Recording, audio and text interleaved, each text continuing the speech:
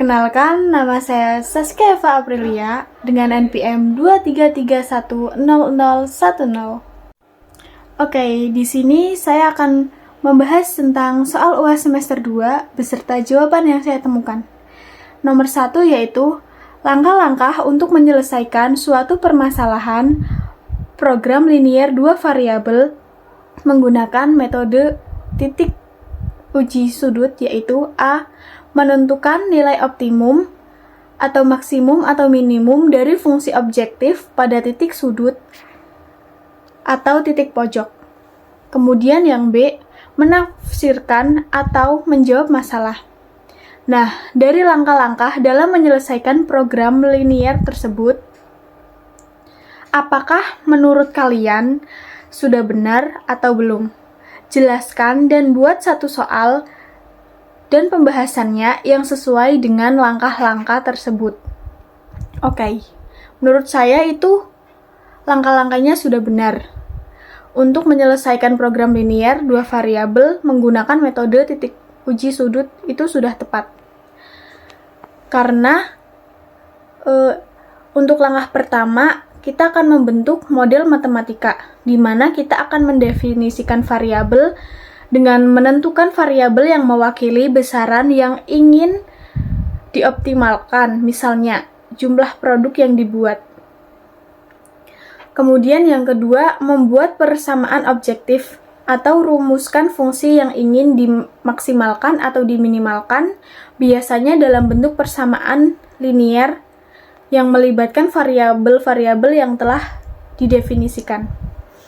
Kemudian, membuat pertidaksamaan pembatas, yaitu tuliskan batasan-batasan yang terkait dengan variabel seperti ketersediaan sumber daya, kapasitas produksi, dan lain-lain dalam bentuk pertidaksamaan linier. Kemudian langkah yang kedua yaitu menentukan titik sudut, di mana kita akan mengubah pertidaksamaan menjadi persamaan, yaitu ubah semua pertidaksamaan menjadi persamaan dengan menambahkan variabel slack atau surplus jika diperlukan. Kemudian menentukan titik potong, yaitu tentukan titik potong dari semua persamaan yang telah diubah. Titik-titik ini merupakan titik sudut dari daerah penyelesaiannya. Kemudian langkah yang ketiga yaitu menghitung nilai objektif di setiap titik sudut, di mana kita akan substitusikan nilai X dan Y dari setiap titik sudut ke dalam fungsi objektif. Kemudian kita akan menghitung nilai objektif untuk setiap titik sudut. Langkah yang keempat yaitu menentukan titik optimum, di mana kita akan membandingkan nilai objektif di setiap titik sudut. Kemudian titik dengan nilai objektif maksimum untuk maksimal atau minimum untuk minimal adalah titik optimum. Kemudian, langkah kelima yaitu menafsirkan hasil, di mana kita akan menjelaskan arti nilai optimum yang diperoleh dalam konteks masalah. Kemudian, berikan saran atau rekomendasi berdasarkan hasil optimasi. Berikut contoh soal dan pembahasannya, yaitu seorang penggraji kayu ingin membuat meja dan kursi. Setiap meja membutuhkan 2 meter kayu dan 1 jam kerja. Sedangkan setiap kursi membutuhkan 1 meter kayu dan 2 jam kerja. Penggraji memiliki 10 meter kayu dan 10 jam waktu kerja. Dia ingin memaksimalkan keuntungan dengan menjual meja seharga 100.000 per unit dan kursi seharga 50.000 per unit. Berapa maksimum keuntungan yang didapat oleh penggraji? Oke, kita akan menjawabnya yaitu dengan beberapa langkah. Untuk langkah pertama, seperti yang di awal, kita akan membentuk model matematika, di mana variabelnya X itu untuk meja yang dibuat dan Y jumlah kursi yang dibuat. Kemudian kita menentukan fungsi objektif yaitu keuntungan maksimum 100.000 X ditambah 50.000 itu Y. Pertidaksamaan batasnya yaitu kayu 2X ditambah Y lebih kecil sama dengan 10, waktu kerjanya X ditambah 2Y lebih kecil sama dengan 10. Kemudian langkah keduanya yaitu menentukan titik sudut. Yang pertama, kita akan mengubah pertidaksamaan menjadi persamaan. 2x ditambah y sama dengan 10. X ditambah 2y sama dengan 10, di mana x-nya itu 0 dan y-nya sama dengan 0. Menentukan titik potong. Yang pertama yaitu 0 dengan 10. Yang kedua 5 dan 0. Kemudian 25,25. Bisa kita lihat di situ ada menghitung nilai objektif di setiap titik sudut. Itu langkah ketiga. Kita akan membuat tabel untuk titiknya 0,10, 5,0, 25,25 dengan variabel x-nya 0, 5, dan 25, dan y variabelnya 10, 0, 25 dengan nilai objektif 500, 500, dan 375. Nilai keempat yaitu kita akan menentukan nilai optimum, di mana nilai objektif maksimum adalah 500.000 yang diperoleh di titik 0,10 dan 5,0. Yang kelima, menafsirkan hasil, yaitu penggraji dapat memperoleh keuntungan maksimum 500.000 dengan membuat 10 meja atau 5 kursi. Kedua pilihan ini menghasilkan keuntungan maksimum karena sumber daya kayu dan waktu kerja dimanfaatkan secara optimal. Oke, kita lanjut ke soal nomor 2, yaitu berdasarkan analisis yang mendalam, terdapat tujuan pembelajaran dan standar proses pembelajaran matematika NCTM 2000 mengemukakan standar pengerjaan konsep, prosedur, dan koneksi matematis siswa sekolah menengah sebagai berikut. Yang pertama, perdalam dan perkokoh pemahaman siswa terhadap konsep, prinsip, dan proses matematis. Yang kedua, sajikan matematika sebagai suatu jaringan koneksi antar konsep dan prosedur matematika. Yang ketiga, tekankan koneksi antara matematika dengan bidang studi yang lain dan masalah sehari-hari. Yang keempat, libatkan siswa dalam tugas-tugas matematis yang mendorong tercapainya pemahaman konsep, prosedur, dan koneksi matematis. Kemudian yang kelima, libatkan siswa dalam diskusi matematis yang membangun pemahaman mereka terhadap konsep, prosedur, dan koneksi matematis. Buatlah satu soal dan jawabannya yang menerapkan poin B pada standar tersebut dengan materi analisis peluang dan data, karena kemarin saya mendapatkan rumpun analisis peluang dan data. Oke, mari kita jawab. Untuk soalnya yaitu, di sebuah sekolah terdapat 100 siswa yang mengikuti ujian matematika. Dari 100 siswa, 60 siswa mendapatkan nilai A, 30 siswa mendapatkan nilai B, dan 10 siswa mendapatkan nilai C. Seorang peneliti ingin mengetahui peluang siswa mendapatkan nilai A atau B, di mana kita akan menghitung peluang siswa mendapat nilai A atau B dan jelaskan bagaimana konsep peluang dan data analisis terhubung dalam soal ini. Yang pertama, kita akan menghitung peluang. Peluang siswa mendapatkan nilai A yaitu 60 dari 100, atau kita sederhanakan menjadi 3/5. Peluang siswa mendapatkan nilai B 30/100 atau 3/10. Peluang siswa mendapatkan nilai A atau B, peluang A ditambah peluang B dikurang peluang A dan B, karena kejadian A dan B tidak saling eksekutif. Oke, kita lanjut. Peluang A dan B dapat dihitung dengan asumsi bahwa siswa tidak mungkin dapat nilai A dan B secara bersamaan. Peluang A dan B 10/100 kita sederhanakan menjadi 1/10. Peluang siswa mendapat nilai A atau B yaitu 3/5 ditambah 3/10 dikurangi 1/10, hasilnya 11/10.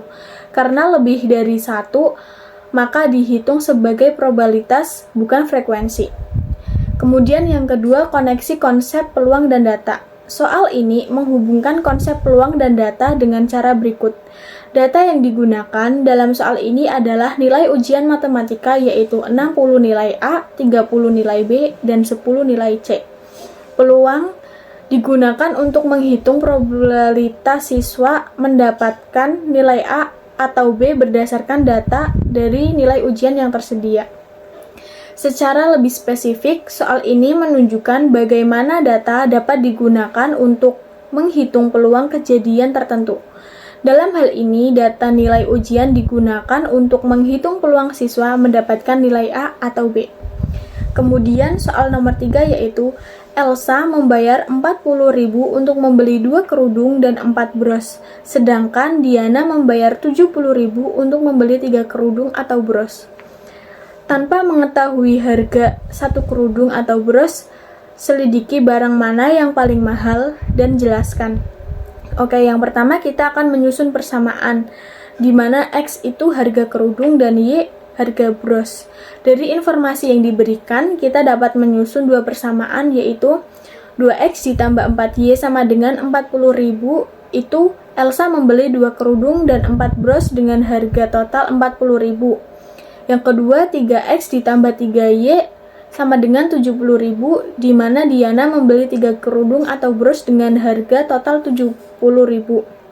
Yang kedua, kita akan mengeliminasi variabel. Kita dapat menghilangkan variabel X dengan mengalihkan persamaan pertama dengan negatif 3, yaitu negatif 6X ditambah 12Y sama dengan negatif 120.000. Kemudian tambahkan persamaan ini dengan persamaan kedua. 3X ditambah 3Y sama dengan 70.000. Kemudian negatif 6X dikurangi 12Y sama dengan negatif 120.000, di mana hasilnya 9Y sama dengan negatif 50.000. Langkah ketiga yaitu menentukan nilai Y. Bagi kedua sisi, persamaan dengan negatif 9, di mana Y yaitu sama dengan 50 dibagi negatif 9, hasilnya negatif 5.556. Interpretasi hasil. Nilai yang negatif tidak masuk akal dalam konteks harga barang. Hal ini menunjukkan bahwa asumsi awal kita tentang variabel Y atau harga satu bros salah. Kemungkinan yang lebih logis seperti ini, di mana X sama dengan harga bros dan Y harga satu kerudung. Kita akan menyusun persamaan baru, yaitu 2X ditambah 4Y sama dengan 40.000, dan yang kedua 3X ditambah 3Y sama dengan 70.000. Kita akan mengeliminasi, yaitu kita dapat menghilangkan variabel X dengan mengalihkan persamaan pertama dengan negatif 3, yaitu min 6X dikurangi 12Y sama dengan negatif 120.000. Kemudian kita tambahkan persamaan ini dengan persamaan kedua. 3X ditambah 3Y sama dengan 70.000 ditambah negatif 6X dikurangi 12Y sama dengan negatif 120.000, di mana hasilnya yaitu negatif 9Y sama dengan negatif 50.000. Kemudian kita akan menentukan nilai Y. Kita akan membagi kedua sisinya dengan negatif 9, yaitu Y sama dengan 50.000 dibagi negatif 9, hasilnya sama dengan negatif 5.556. Sekali lagi, nilai Y yang negatif menunjukkan bahwa asumsi baru kita tentang variabel Y itu juga salah. Oke, kita lanjut ke soal nomor 4. Suatu agen perjalanan menawarkan paket perjalanan ke Manado. Paket 1 terdiri dari malam menginap, 3 tempat wisata, dan 5 kali makan. Paket yang kedua yaitu 3 malam menginap, 4 tempat wisata, dan 7 kali makan. Paket ketiga dengan 5 malam menginap, 4 tempat wisata, dan tidak tersedia makan. Sewa hotelnya 400.000 per malam, transportasi ke tiap tempat wisata 80.000 itu per orang, dan makan di restoran yang ditunjukkan 90.000 per orang. Yang pertama, kita akan menyatakan situasi di atas ke dalam bentuk matriks. Yang kedua, Nyatakan matriks paket yang ditawarkan. Dan yang ketiga, dengan menggunakan perkalian matriks, tentukan matriks biaya tiap paket. Paket mana yang menawarkan biaya termurah? Jelaskan. Oke, kita akan menentukan biaya paket perjalanan Manado dengan matriks. Yang pertama, menyatakan situasi ke dalam bentuk matriks. Informasi dalam soal dapat diringkas dalam bentuk matriks, yaitu dengan data di bentuk tabel, ada durasi menginap per hari, tempat wisata, dan berapa kali makan. Dengan variabel X, Y, Z, paket 1, 4, 3, 5, paket 2, 3, 4, 7, paket 3, 5, 4, 0. Yang kedua, matriks paket yang ditawarkan. Matriks paket yang ditawarkan kita bentuk tabel, yaitu dengan paket 1, nilai X-nya 4, nilai Y-nya 3, nilai Z-nya 5. Paket 2, nilai X-nya 3, nilai Y-nya 4, nilai Z-nya 7. Paket 3, nilai X-nya 5, nilai Y-nya 4, nilai Z-nya 0. Kemudian kita akan menghitung matriks biaya tiap paket. Biaya tiap paket dapat dihitung dengan mengalihkan matriks paket dengan matriks biaya. Matriks biayanya yaitu biaya per hari, sewa hotelnya 400.000 dengan transportasi 80.000 dengan makan 90.000. Kemudian perkalian matriksnya yaitu paket 1, 4 ditambah 400.000 itu biaya menginap, kemudian biaya transportasinya 3 ditambah 80.000, biaya makannya 5 ditambah 90.000, maka totalnya 2.040.000. Dengan paket kedua, biaya menginap 3 ditambah 400.000, biaya transportasi 4 ditambah 80.000, biaya makan 7 ditambah 90.000 dengan total 2.160.000.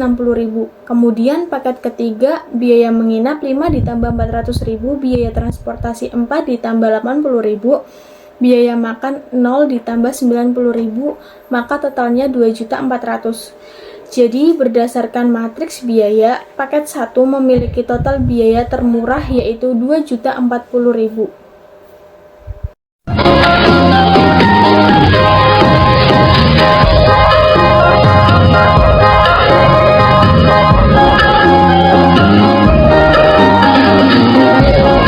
Sampai jumpa kembali pada waktu dan gelombang yang sama. Semoga bisa bertemu kembali di lain kesempatan dan di lain waktu. Kalau tutup, wassalamualaikum warahmatullahi wabarakatuh.